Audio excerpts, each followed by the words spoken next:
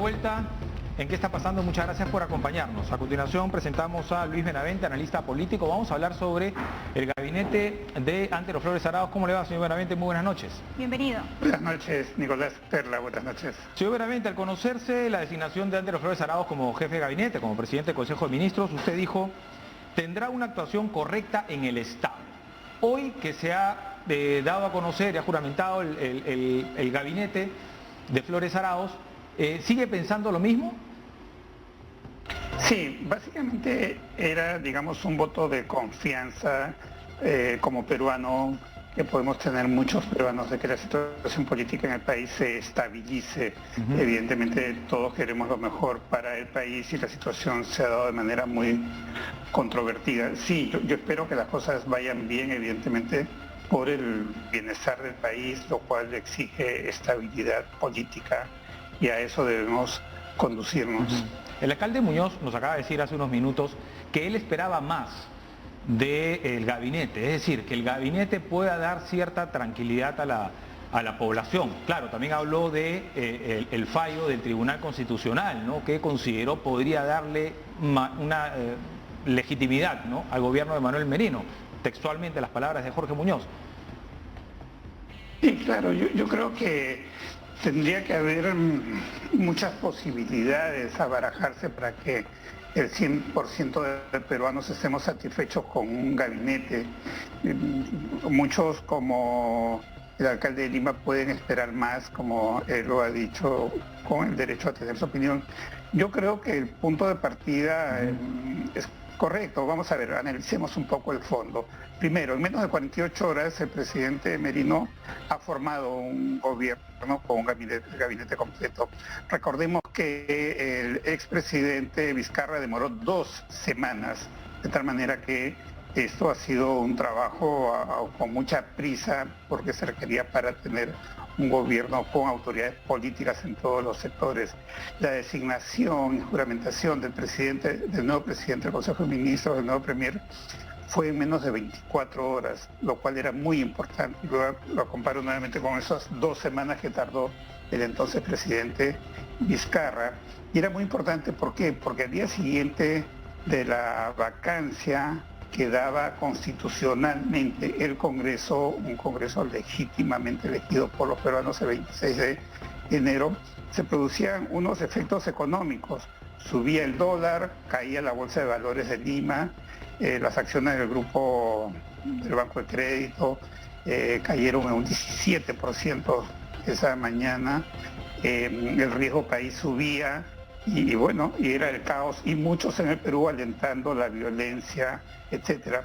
De tal manera que la presencia de Flores Arauz dio estabilidad inmediatamente y se detuvo la subida del riesgo país, se detuvo la caída de la bolsa de valores y se detuvo la subida del dólar. Señor Benavente. 3 indicadores. Entonces, yo creo que ese era un buen punto de partida de una situación muy adversa y difícil para el país. Sí, Perla. Sin embargo, no se manifiesta eso en las calles, ¿no? Las calles no paran de reclamar la voz de la ciudadanía que está saliendo a protestar por este gobierno de transición y la forma como se dieron las cosas. ¿Qué tan acertado es en este escenario nombrar, por ejemplo, como ministro al señor Fernando de Alessio, quien ha señalado que son marchas promovidas por el Movadef y que estuvo también implicado en lo que fue el indulto al expresidente Alberto Fujimori?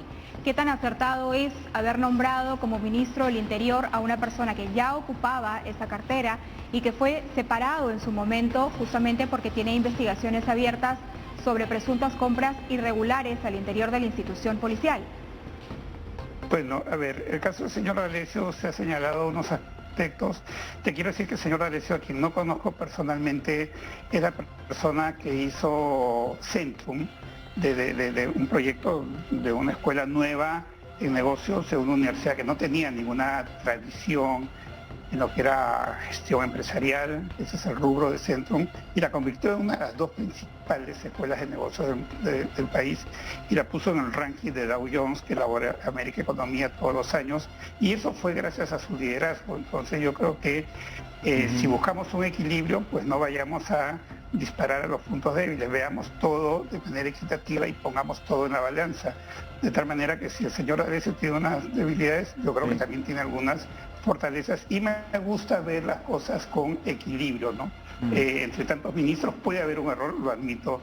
Respecto al ministro del Interior, pues yo creo que ya está sometido al escrutinio público, a la opinión pública, a la prensa, y si él no sustenta que está libre de responsabilidades, de acusaciones, pues tendría en un momento dado que pensar bien si se mantiene o no en el cargo.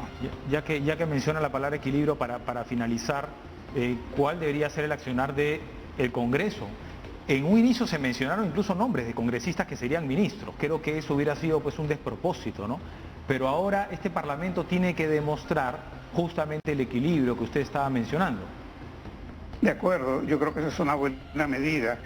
Hay incluso, entiendo que en Alianza para el Progreso hay una suerte de prohibición de que los congresistas asuman responsabilidades, de que los militantes del partido asuman responsabilidades. Acabo de leer que el señor Rafael Aita, que en el pasado fue, si no me equivoco, viceministro de Antero Flores Arauz, cuando Antero Flores Arauz fue ministro de Defensa, no ha aceptado un cargo porque es militante de ese partido.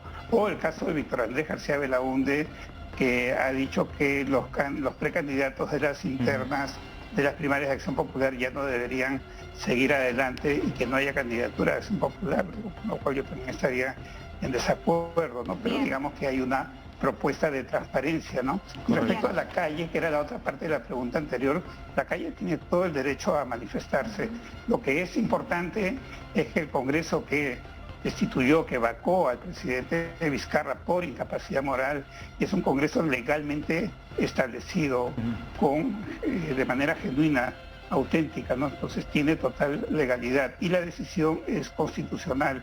Ahora, si la gente está en desacuerdo, entiendo que porque el presidente Vizcarra tenía mucha aprobación y el Congreso tenía mucha desaprobación. El resultado de esa ecuación es evidentemente el descontento popular. La posición y el análisis entonces de Luis Benavente, gracias por estar con nosotros. Muchas gracias. Esta noche. Lo cierto es Buenas también noches, que gracias, hay una demanda competitiva.